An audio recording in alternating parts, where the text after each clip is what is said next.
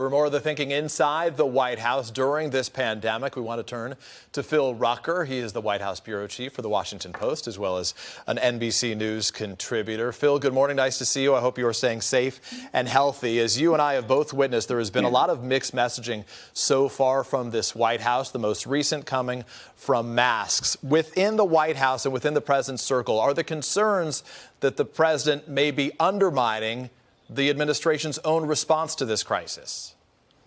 There are concerns about that, Peter, and the concerns extend beyond the White House to state and local leaders who tell us their constituents listen to the president on television every day and aren't sure what they're supposed to do because they're hearing different messages. The last week has been one of confusion from the president, beginning with that threat to have a quarantine on New York, New Jersey, and Connecticut, which he later reversed, and concluding last night with the mixed messaging about masks.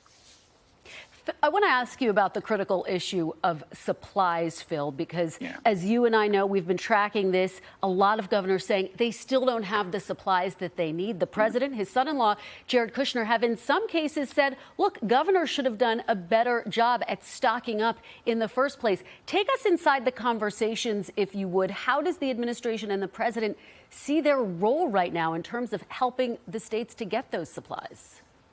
Yeah, Kristen, the president calls himself backup. He says it's up to the states and the hospitals, frankly, to be stockpiling these supplies first, and the federal government will come in second. But what's really going on is a political blame game between Washington and state capitals around the country over who's at fault for there simply not being enough supplies in the United States to support a pandemic. Of course, these states could not have expected this might have happened at this magnitude. They're scrambling for supplies, and the president is reluctant to take the blame for that. Phil, quickly to that breaking news from overnight, the president firing the intelligence community's inspector general, the firing on a Friday night in the middle of a global pandemic.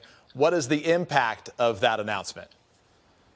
Well, it's a big deal, Peter, because before coronavirus began, the president was on a purge. He was getting rid of people inside his administration who he viewed as disloyal, and Atkinson is chief among them. He's the one who brought that whistleblower complaint to Congress that set off the impeachment inquiry that the president calls a hoax.